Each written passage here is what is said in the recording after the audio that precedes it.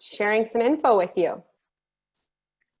All right, so if anyone, just before we get started with the presentation, if anyone has any questions, you can ask questions if they're technical questions or something that you just want to be sent to us. We have the chat enabled, so anyone who with questions can ask them to any of us panelists. If someone has a question related to the discussion we're going to be having today, the presentation we are going to be showing, there is a Q&A little feature on Zoom, on the Zoom webinar, so you can type in your questions on there. And then for the last about 10 to 15 minutes of this webinar, we do have dedicated to any questions and answers. So definitely, if you have any questions during any point, we will try to address them as best as we can in that dedicated last section of this webinar. So as people continue to join in, the way our webinar is going to run today, this afternoon, I will start it off. I did not introduce myself. So my name is Amy Colorado. I work for Solar One in their education department, a green design lab. Thank you all for joining us today. So for our webinar, I will be starting the presentation, and then I will pass it on to Joy, who will speak a little bit more on the initiatives that the Department of Education here in the city are undertaking, and then we'll have our last section for questions. All right, so I'm gonna go ahead and share my screen. Oh, and another thing, just so everyone knows, you can probably see it in your screen, these webinars are being recorded. Since we are in the webinar feature, no one, your cameras are not on. So these webinars are being recorded. So what you see on your screen is what will be recorded. And this will be also sent to all of you after the webinar is completed, so you can have for your reference.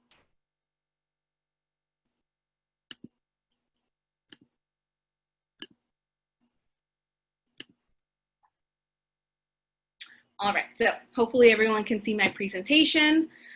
So we will be speaking on the climate change impacts in New York City, focusing on what the Department of Education is doing in the city to address climate change here. So I always like to start any presentation that I do about climate change with this statistic, just because I think it's very, very telling of what our situation here in New York City is like. So our environmental concerns here in New York are very, very unique to us due to the environment that we live in, due to our population size here in the city where we live and work. So as of the end of 2017, about 66% of our greenhouse gas emissions here in New York City were from the energy use of buildings. And I will explain this a little bit more further later on, but just to set it up, this is super significant because if we want to have a discussion about climate change and we want to talk about how we can address it for us here in New York City, we have to focus on buildings and we have to focus on how we produce that energy that is used by these buildings that is contributing to this large chunk of greenhouse gas emissions for us here. So with this graph is showing us our citywide annual greenhouse gas emissions from the year 2005 all the way to 2017. So unfortunately, most of the data that I'm going to be showing you is limited to about the end of 2017, beginning of 2018. And that's just, we're limited to what the city's Mayor's Office of Sustainability is releasing in terms of information. I do expect, that information will be updated probably later this year. But for now, the data that we have does date all the way back to 2017, which does seem like a very long time ago, and there have been many changes in the last 2.5 years since then. So what this is showing is 3 different sectors of where our greenhouse gas emissions in New York City comes from. So we have the lighter color, which is our waste. We have this medium teal color, which is transportation, and our darker color, which is stationary energy. So stationary energy, that just means energy used by buildings. So that can be commercial buildings, residential buildings, industry buildings, so when I said about 66%, this is this, largest chunk right here, largest section in your bar graph, that's about 66%. About 30%, which is this lighter color, in transportation. And by transportation, that includes all on-road transportation, including all cars, taxis, trucks, city buses, anything like that. It includes all railways, so our subway, Metro North, LIRR, Amtrak, all of that. Any boats, so either private people's private boats, but also New York City ferry service, and planes. So all planes and helicopters only within city boundaries. So that's a little interesting because planes leave New York City, but they do calculate how much greenhouse gases are emitted within our city's boundaries. And then that small little section that we see, which is the remaining about 2 to 3% only, is coming from the section that they call waste, is greenhouse gas emissions from our landfills and from our wastewater treatment plants within New York City. So that is only for our landfills and our wastewater treatment plants that exist within our 5 boroughs boundaries. So as the city works to lower these greenhouse gas emissions further, as you can see in this graph, it shows how from 2005 to 2017, the city lowered its carbon emissions by 17%.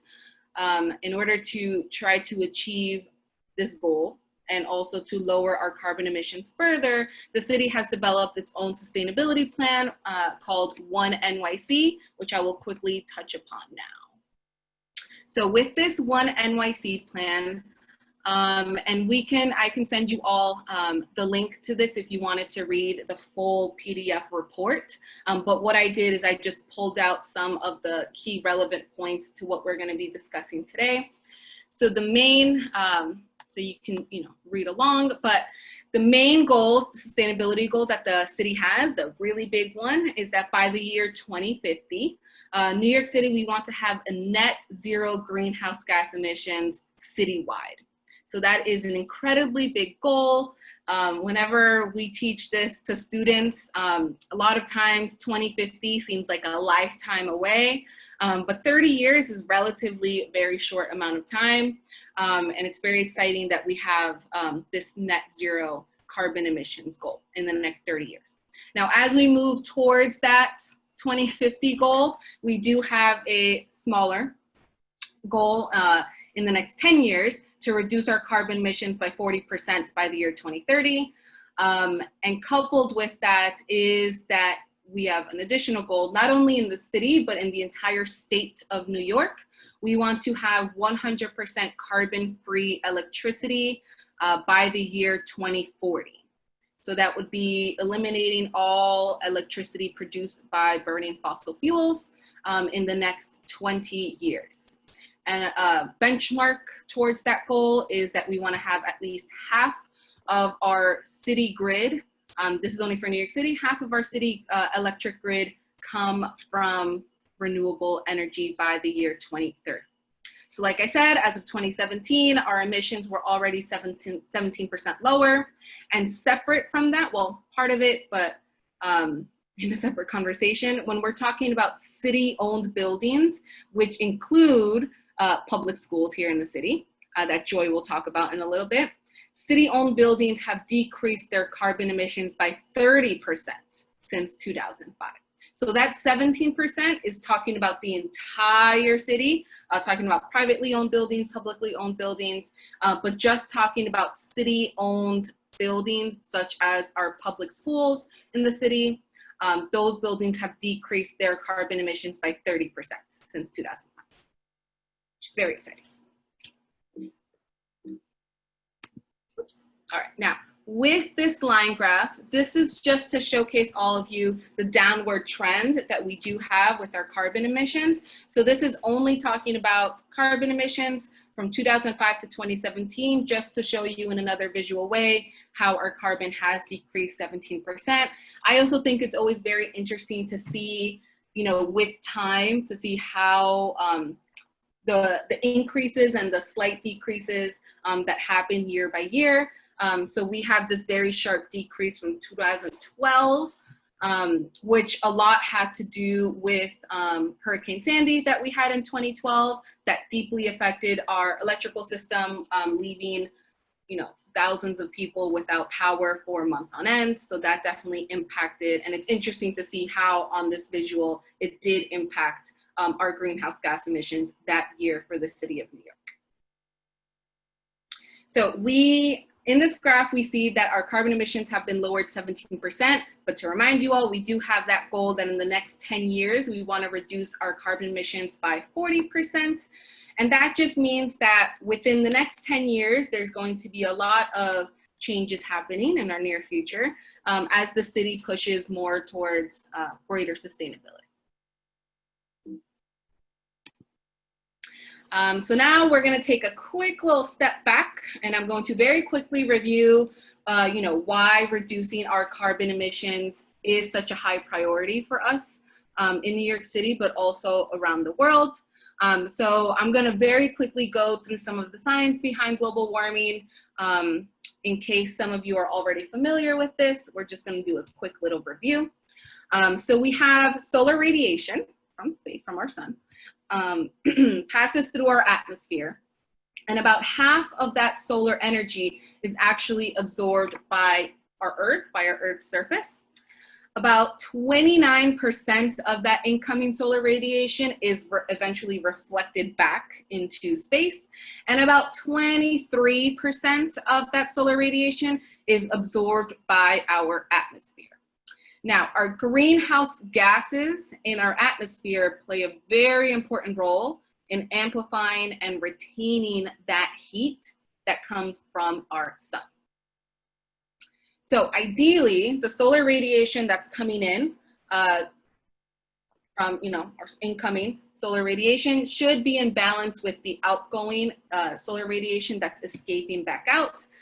But that is not what is happening because we have such an increase, a very quick increase in our greenhouse gases concentration in our atmosphere. We have a lot more greenhouse gases that have this capability of trapping and retaining heat from the sun and keeping it within our atmosphere, therefore causing our global temperatures to increase. And this whole phenomenon is known as global warming. So yep, just as the image shows, as our carbon concentration increases and continues to increase due to our lifestyles, behaviors, fossil fuel burning, more of the outgoing solar radiation is trapped, stays here on Earth, and that increases our global temperatures, causing global warming. All right, so this is a graph that may be familiar or maybe some of you have seen before. So this graph just shows how significantly our carbon emissions have increased after World War II. So we really see, you know, this critical point after 1950, just how steep our increase has been and how fast that change has happened. And the largest source of our greenhouse gas emissions comes from the burning of fossil fuels. And this is really why we need to focus on how our electricity is produced here in New York City, because a large portion of our electricity within New York City, within the state, and within the country is created by burning fossil fuels. And so we also need to focus on electricity production and how we can have a carbon-free production of electricity for us in the city. So just to bring it back to this statistic that I started with, so again, to reemphasize, this is why we need to focus on electricity in New York City, how our electricity is produced, and how these buildings that are contributing 66% of our greenhouse gases are using that energy and how they can use it more efficiently. So therefore, they can also lower their consumption of energy by adopting different energy efficiency practices. So this brings us to talking a little bit about solar energy. So given our organization's name, Solar One, we work a lot in terms of with solar and solar power. So this graph over here is just showing how solar has really grown within New York City in very recent years. So within from 2012 until now, we see this beautiful pattern in this graph that every single year we have more solar installed in the city than the year before. And this is the beautiful trend that we want to see and continue to see. And as it says right here, since 2014, we now have enough solar installed across the city to power about 50,000 homes. And I expect this number to continue growing. And Joy, in a second, will talk a little bit about how the Department of Education is also very much contributing and part of this onward trend of having more solar in the city. So that is all to remind us again that within our state, New York State has committed and has this goal to have 100% clean electricity by the year 2040. So that means that we are going to completely change the way we produce our electricity. Currently in the city, we produce most of our electricity by burning natural gas, which is a fossil fuel. So it is not a clean energy source. While we are adopting more and more solar, it'll be very interesting to see how the city and the state adopt more types of renewable sources of energy, not just solar energy, but also, hydropower, wind energy, to create our clean electrical grid in the next 20 years. So now this brings me to our New York City Department of Education. So the Department of Education and the Office of Sustainability at the Department of Education has definitely played a very important role in increasing the amount of solar in New York City. So this is a picture of solar panels that are on a roof at a school in Astoria, Queens. This is on the roof of Energy Tech High School, but there's a couple of different schools that are also housed within that same building. So there's about 3 or 4 schools that are within that building. But this is just showing, this is one of the initiatives that the DOE is undertaking. And I'm going to pass it now to Joy, so she can speak a little bit more on all of the different projects that the Department of Education is undertaking. Being the largest school system in the country, they have thousands of school buildings, and they're doing amazing work in trying to motivate students, teachers, school faculty to get more interested in sustainability and help our city reach these very ambitious sustainability goals. So let me stop my share. So I'll pass it on to you, Joy. Thank you. Amazing. Thank you so much, Amy. What a great summary of what's going on in the city of New York. Hi, everyone. My name is Joy Rifkin, and I'm a sustainability specialist with the New York City Department of Education Office of Sustainability. And it's really great to be here talking about climate change and what the New York City schools are doing to fight it. I'm a former educator from Chicago Public Schools, and in both my role as an educator and as a sustainability specialist, I know it's vitally important to talk about climate change, but not only to talk about it, to find ways to take action to combat it. So it's great to be here with all of you today. All right, I want to start this presentation by framing our current situation. It's impossible to ignore that we are in the midst of a global pandemic, and that pandemic is exposing racial disparities like few other events in US history. Black and brown people are far more likely to get sick and die from COVID-19. But similar racial disparities also exist in the context of climate change. People of color are far more likely to experience the negative impacts of climate change. There are deep links between race and climate change. There's also a national movement for racial justice after the murders of George Floyd, Breonna Taylor, Ahmaud Arbery, and many other innocent Black people. And right at the center of this Venn diagram is education, and I'd like to add activism. With education and understanding comes knowledge and the power to impact change. You can't fight for climate justice without fighting for racial justice. You can't fight for climate justice without environmental justice. So the Office of Sustainability is really dedicated to fighting climate change and combating racism in the time of COVID-19 and in perpetuity. Okay, so Amy did a really nice job of explaining why it's important to care about climate change. If you were in New York City in 2012, you experienced the direct impact of climate change with Hurricane Sandy. We saw power outages, it was a public health crisis, there was flooding, and that was a major turning point for New York City to have these ambitious goals to fight climate change.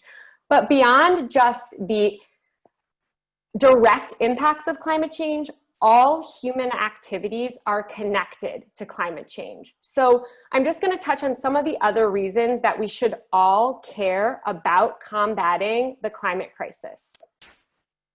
So everything that we use in our schools and in our homes comes from the planet. Paper is made from trees, metal is mined as ore, plastic comes from oil, and glass comes from sand. All of these natural resources are logged, mined, drilled, and extracted from our planet, directly contributing to climate change. So when we realize that, when we make the connection between what we're using and where it comes from, we can all reduce our impact. Climate change has a huge impact on our economy. Just school buildings, so just our New York City school buildings, we spend over $312 million a year to heat, cool, and electrify those buildings. That's a lot of money to spend to keep our schools operating. And waste, the city of New York spends over $360 million a year of taxpayer dollars to ship our trash outside of New York City to landfill it. Our trash goes as far as South Carolina, and that transportation contributes to climate change. And then when our waste decomposes in landfills, it releases methane. So this has an economic impact as well as a public health emergency. And that leads me to public health. When it's a heat wave like it is today in the last 5 days, we use a lot of power in the city to cool our homes. And that runs the risk of turning into blackouts. This picture is from a blackout last July in Manhattan. That's not only an economic issue, but a public health emergency. Medical equipment needs power to function. We all need to be in cool spaces during a heat wave, and this can be a really dangerous public health emergency in our city. Heat waves from climate change and air pollution that contributes to asthma. So climate is directly connected to our public health. So now I'm going to zoom in on the school system. Why is climate action so important in our New York City schools? Well, as Amy said, we are the largest school system in the country. We have over 1,800 schools. We serve over 1 million meals a day, and we educate 1.1 million students. So that means when our custodian engineers, when our teachers, when our students, when our paraprofessionals care about climate action, care about making a difference and understand the impacts that they have in their schools, we can make a huge impact towards climate action in our city. So Amy touched on One NYC, building a strong and fair city, and the ambitious sustainability goals included in that report. New York City wants to achieve carbon neutrality and 100% clean electricity by 2050. They also want to expand opportunities for climate and sustainability literacy for educators and students. So bringing this into the classroom and not just in our buildings. For waste, we have the goal of sending zero waste to landfills by 2030. And I'll get into what that means a little later in the webinar. So all of the Department of Education goals fit into the larger citywide goals. The Department of Education has a goal to reduce greenhouse gas emissions from buildings and operations 45% by 2025. We're also working to provide opportunities for climate and sustainability education in our classrooms. For waste, we work directly with the Department of Sanitation to move all of our schools towards zero waste by 2030.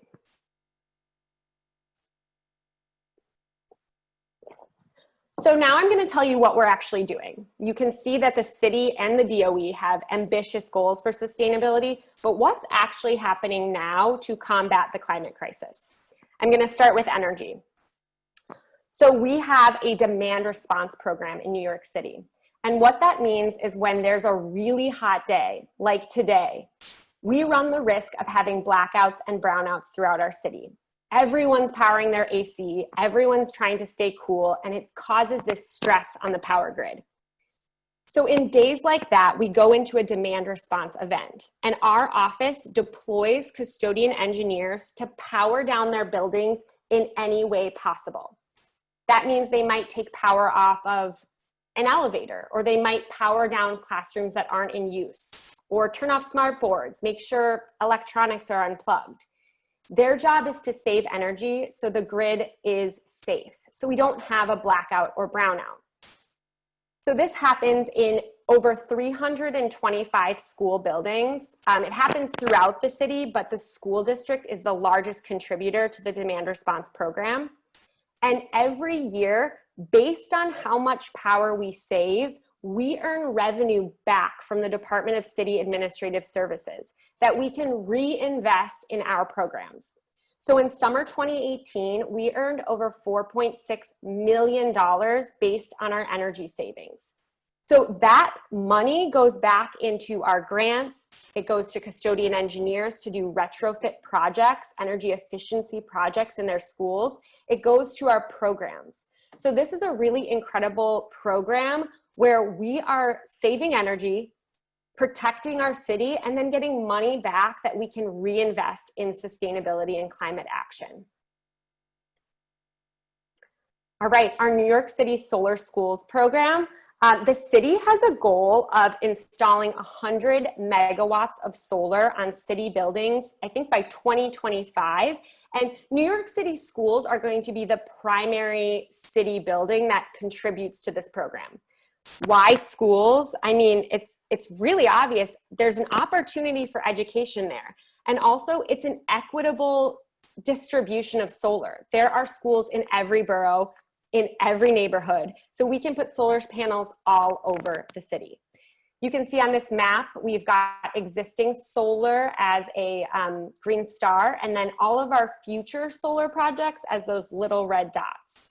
Right now, we have 46 existing solar schools with over 190 under contract. We also have 4 resilient solar projects planned in Hunts Point in the Bronx. And what resilient solar is that there's a battery power involved in that. So when we're collecting the energy from the sun, it's able to be stored in a battery for later use. So if that school loses power or loses connection to the grid, they're going to have battery storage. That's going to make that building resilient in the face of a climate emergency. But not only are we putting the physical infrastructure of solar on our school buildings, we are making sure we make that connection to education, because it's so important. We don't want to just go on a school building and set up solar and say bye. We want to make sure that we're connecting with students and connecting with teachers. And actually a lot of that is made possible because of Solar One. So our office in Solar One has trained over 850 students in our career tech education program to install and maintain solar panels. So these students are learning the hard skills to install and maintain solar panels, which is one of the fastest growing careers in the country. And we actually had some of these career tech students intern with our solar installers. So it's coming full circle. They've got solar on their school, they're learning about it, and then they're learning the fundamentals for installation.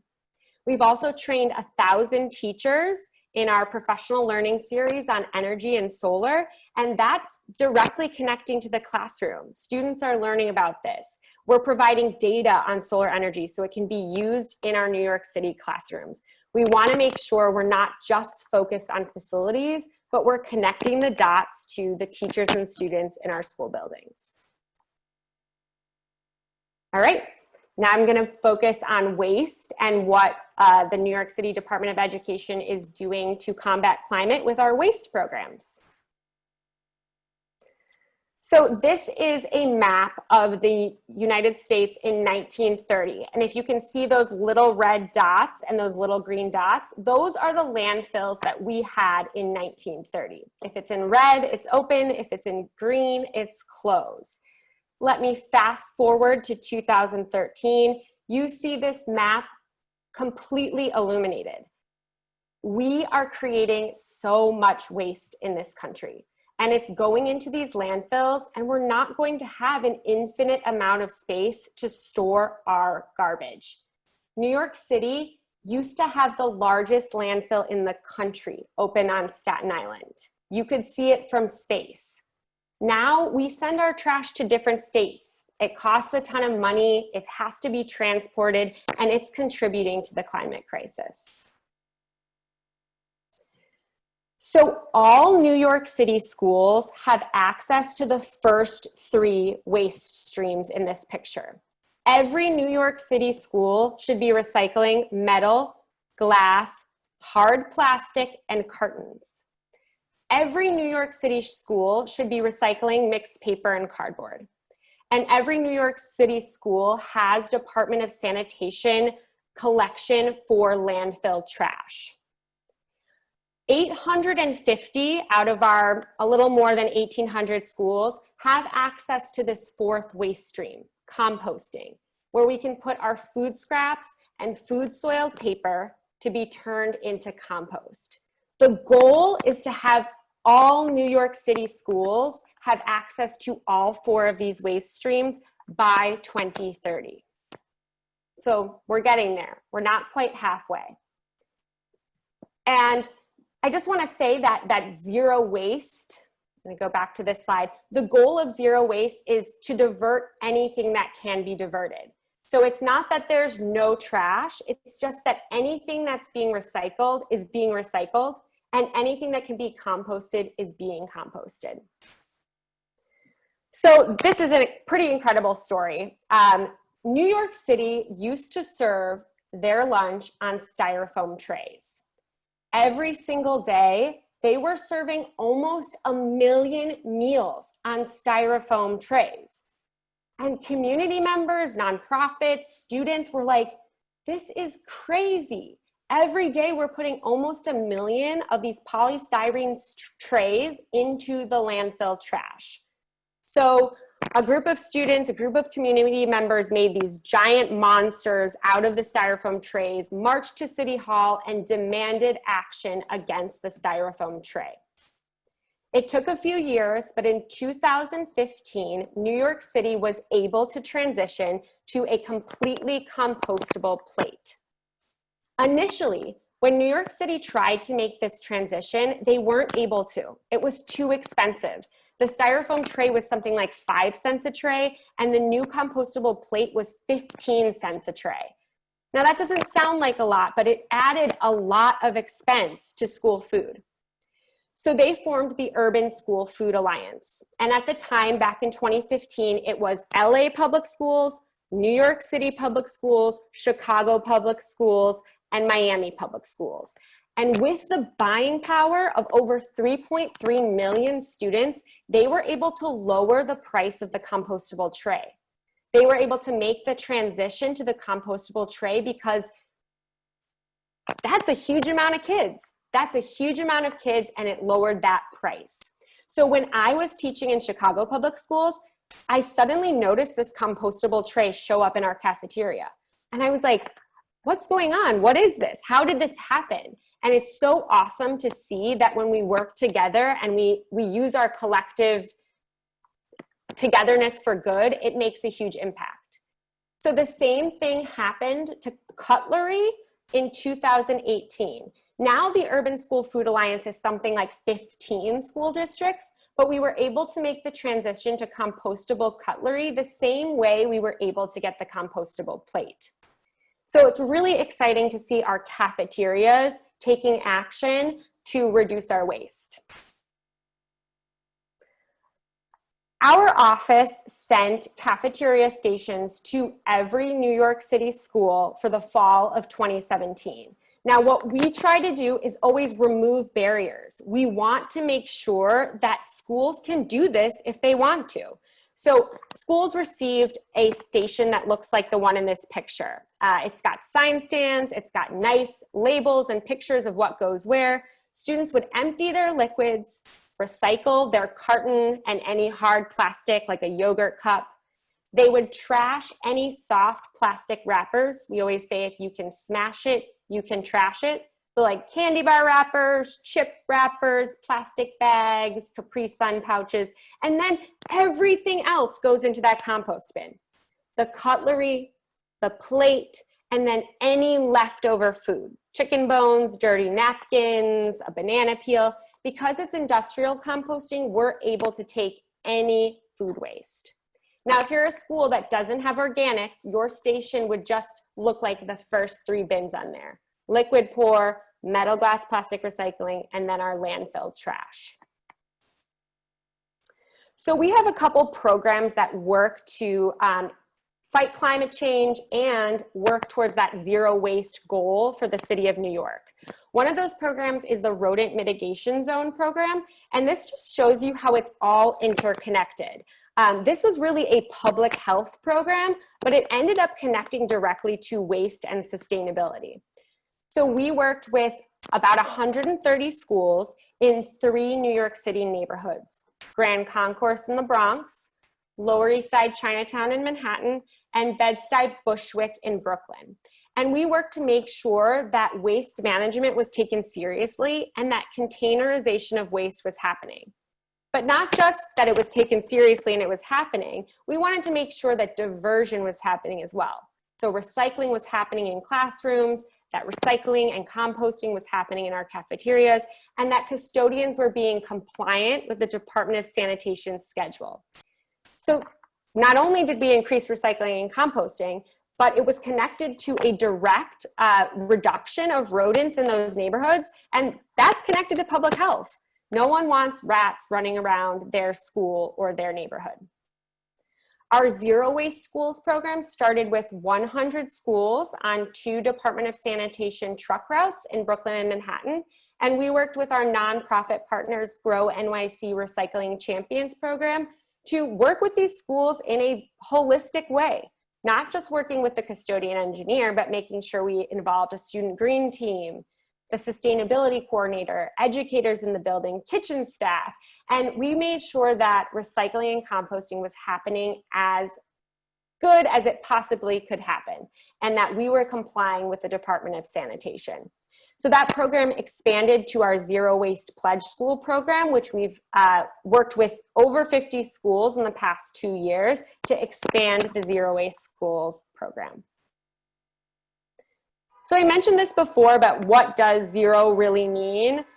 Zero waste doesn't mean that there's no trash. It just means that anything that can be recycled is being recycled, and anything that can be composted is being composted. So you can see this is from Department of Sanitation, and it was an evaluation of school waste that they perform every 5 years or so. And you can see that the biggest category is organics.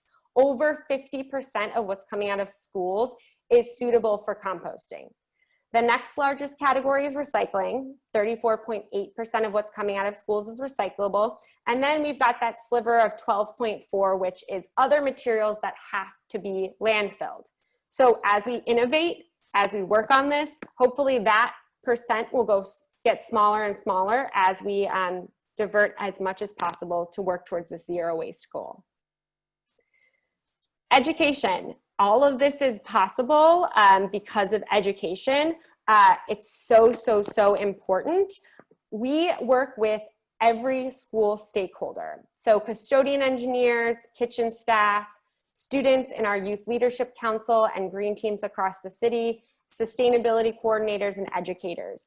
It's so important to view climate action and sustainability as a connected network. All stakeholders play a role, and when we work together with our school stakeholders, we can accomplish so much more.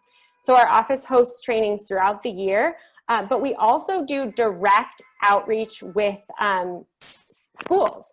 We go to schools to help with gardening, to help with energy education and energy management.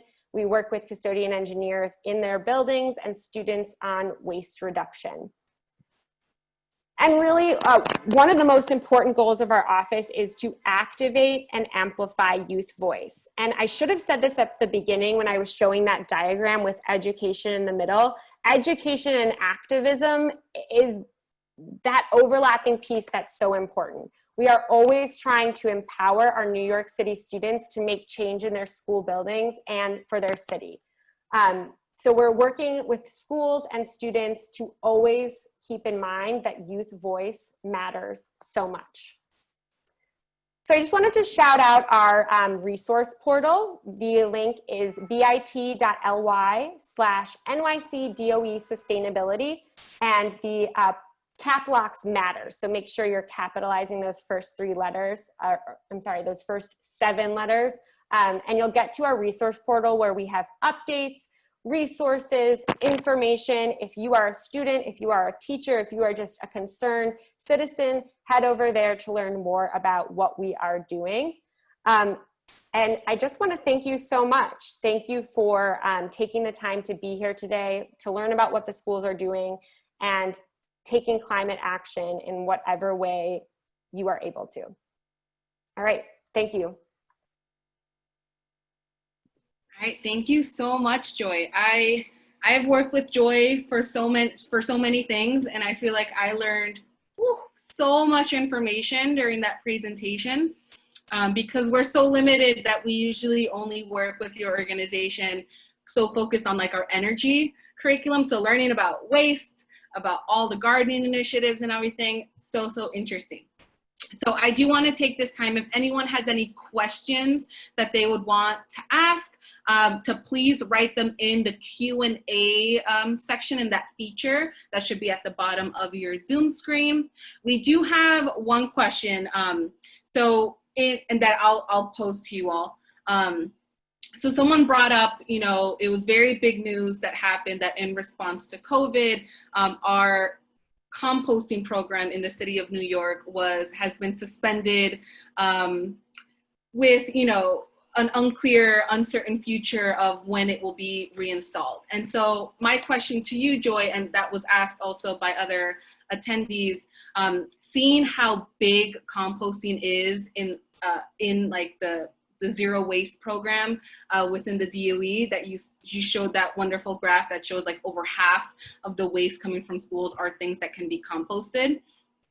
To kind of get your perspective on, with this temporary suspension of the composting program, how we can still, how we can work towards sustainability even with that very big challenge that has come through. Great question, Amy. So I don't want to jinx it, but at this point, school composting has not been suspended.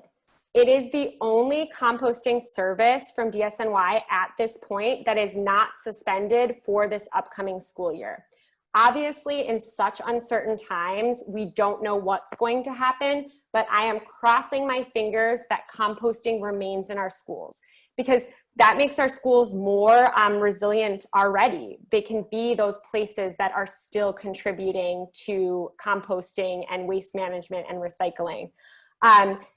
My colleague Eliza today sent me a great link of places that are accepting composting throughout the city, because we are all so bummed that all of our drop-off sites have disappeared and that residential composting is no longer happening in New York City.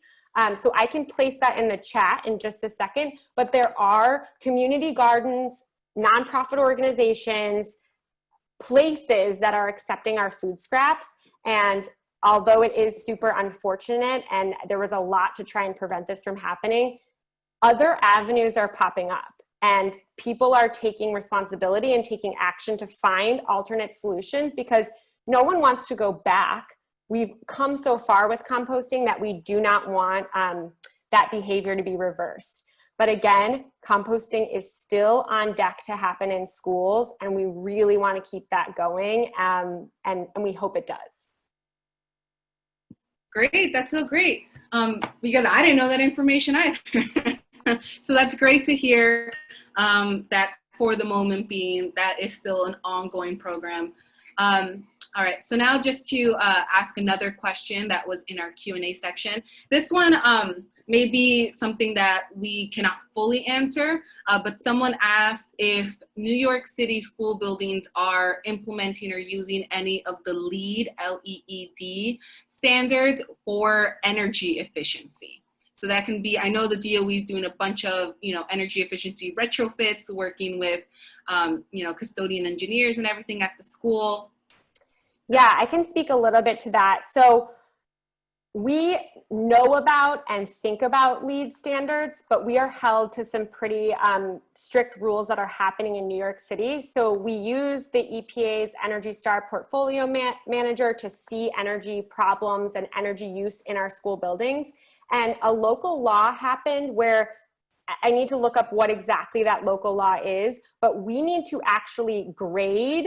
Sarah might be able to add in for this, but we need to actually grade the energy efficiency of all of our school buildings. And that information needs to be publicly shared. So if you think about like restaurant grades, our schools will get a grade, A, B, C, D, on their school buildings, and that's going to be public knowledge and public data. So our office and the Division of School Facilities and Solar One, we're thinking about that when it comes to energy efficiency. Of course, keeping LEED standards in mind. A few people in our office are LEED certified. And so even if we're not using that specifically, it's always in our purview. Sarah, did you want to add? Yeah, just that there is the LEED school building in Staten Island. There's one, I think more for new construction. It's a lot easier to LEED certification because the requirements are beyond energy are really significant. Yeah. Architecture wise, but also just that I shared in the chat earlier. By the way, hi everyone. I also work with Amy at Solar One. But the local law 97 is the building emissions law connected with the Climate Mobilization Act. There's a great organization here in New York City that's a partner of ours called the Urban Green Council, and I shared a link to their site earlier in the chat. But we can email it out as well. And it really goes through all the Q&A of how the building emissions law is going to be put into place and what it means for energy efficiency in existing buildings, as well as the requirement to have solar or a green roof on new construction. So it's very comprehensive. So if you're ever confused about the Climate Mobilization Act and how it relates to buildings, check out those resources on the Urban Green Council website. Great, thank you. So I also in the chat, I reposted the link that you sent from the Urban Green Council about Local Law 97 and the Climate Mobilization Act. Because these are all new, new things. They all were passed and were, last year, April 2019. So we're still all trying to understand, what is written in those. So another question. This one is about recycling, and this is a huge concern always whenever we do any trainings. This is always a very big question to have recycling, because you emphasize that all schools should be participating in recycling. We all, if we work in schools, you're aware that that is not always the case. So the question is asking, are students required to be involved in recycling and composting, and how can we facilitate that that inclusion of students to participate in their recycling programs? Yeah, absolutely. I think that's a good point, Amy. Obviously, schools have access to recycling from Department of Sanitation, and there is a law that says schools must be recycling, but that doesn't always happen. And what I've seen is that it is so much more successful when students are involved. If it's just, hey, custodian, figure this out, it has to be a collective work. And when students care and students start this off with a green team or a club or an after-school program or a homeroom, it is so much more successful. Even taking that time for students to talk to the custodian engineer, interview that person, raise them up and understand how challenging the role of being a custodian in a school is, and connect with them to see how can we make these systems operate? How can we make your job easier? What can we do to make sure that this is happening in our cafeterias and classrooms? And the same goes with the kitchen staff. So elevating those stakeholders, acknowledging the hard work. Sorting is about the people in the building. It's not about the custodian or the kitchen staff. So their job is easy when everyone else is doing that sorting. And I just want to emphasize as well that we are not only thinking about recycling and composting, we are definitely focused as well on reduction in our schools. So things like the compostable tray, which is made from recycled paper, and other avenues where we can reduce the waste that's coming out of schools to begin with. I think waste management is a nice place for students to start because they can have real change on their school building. It's tangible, they can see it happening, but really emphasizing that waste reduction is so important, and it's not just recycling, and recycling isn't a fix-all for everything. And also, I put in the chat the spreadsheet of where you can compost in the 5 boroughs right now. So feel free to check that out if you are like me and so bummed that you can't bring your food scraps to a green market. All right, thank you. No, that's a wonderful point that you made about, having students involved, but really focusing, not only, if we're talking about like those 3 R's that they always talk about, reduction is definitely very much part of that, and so is reusing. So this is a, different question. Someone asked about solar panels, right, on schools. So who would be the contact for talking about, advocating for having solar on a school roof, or what, if you can talk a little bit about that process, that decision-making process of how schools are chosen essentially to have solar panels installed on their roof, because it's not just, random schools. It's a very, process. Yes, absolutely. And you might be able to add stuff in, Amy, because I know you're super involved and know a lot about this. Same with you, Sarah.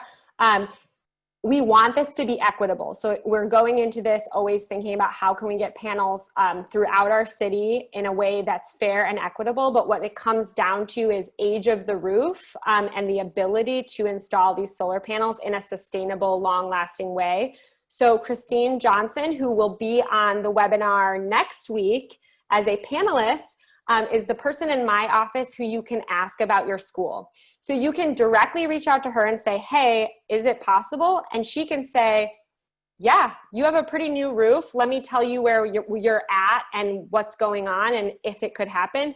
Or she might say, unfortunately, that's not going to happen at your school because of the age of the roof and the plans that we have. So please add in anything, Sarah or Amy, but yes, you can talk to Christine Johnson and I'll share her email in the chat. Yeah, I would just add in that we have a really cool free activity for anyone here who's an educator, and actually youth could access it too on our website, where you can do a solar site assessment of your school and talk to your custodian engineer about how old the building is and see if you, it's a cool way to see first if your building is a good candidate. And if it is, then connect directly with DOE to see if you're already on the solar ready list. There's a whole list of buildings that are ready for solar, or if you're not, and how you can advocate for that. And the last thing I would say is that here in New York City, we're very fortunate because we have a really robust community solar program. So a great way to engage youth in advocacy for solar and just really engage anyone in your community is to talk to them about signing up for community solar. This is different than what we would call like an ESCO, where you're just getting renewable energy that could be generated anywhere.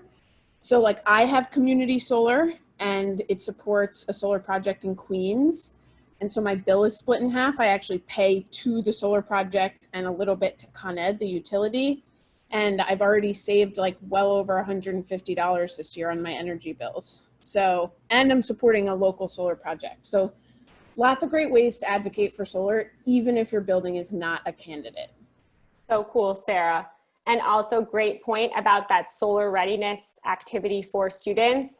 I would say look at that even before contacting Christine, and that's a great start. All right, thank you both for providing that information. And what I always like to remind students as well when we talk about schools that are solar ready is that just because your school does not show up on the list now or is not on track to get solar in the next 5 years, this is an ongoing goal, right? The city wants to have clean, sustainable energy in the next 10, 20, 30 years. So that does not mean if your school currently right now is not in talks of receiving solar panels, that does not mean it's eventually not going to happen. Like Joy was saying, a very huge part of the deciding factor is the age of your roof, the structural integrity of that roof. Solar panels are very heavy, and if we want to install solar panels in an efficient and safe way, we have to ensure that the roof is stable to handle all of that. So always just reminding students and teachers and any interested adult that just because, and we can send everyone that solar ready list as well. It's just a giant PDF literally with the list of a bunch of city-owned buildings that are slated to have solar in the next upcoming 5 years. Even if you're not on that list, does not mean that eventually in the future your building will not get solar. So we're almost at the end of time. I want to thank everyone so much for joining us today. I want to thank Joy so much for participating. I learned so much information. Thank you, Sarah, as well, for helping moderate the Zoom webinar and everything. For everyone, again, this webinar is being recorded. It will be sent to all of you for your own records if you want to rewatch it. I will also be emailing people who participated today with some of the links, some of the emails, contact information that was shared today. I've also in the chat just put in, this is part of our summer webinar series, so thank you all for joining our first one, but we do have 5 webinars in total, so we are having them once a week. If you are interested in learning more about what these webinars, when they're happening, who's gonna be on there, you can follow us on Instagram at Solar One Green Design Lab. I also put in the link to our link tree that has all the links for our upcoming webinar, as well as the DOE of Sustainability. Their website is on there as well, on that link tree. If anyone has any questions, you can email me myself at amy@solarone.org. And I'll also in the email I'll send everyone, I'll provide Joy's contact information as well in case you have questions directly to the Department of Education. Absolutely. Feel free to email me any questions or to connect, to ask for resources. Thank you, Amy. Thank you, Sarah. Thank you, Solar One. This was a lovely experience. Thanks, everybody. Hope to see you next week. All right. Bye, everyone. Thank you.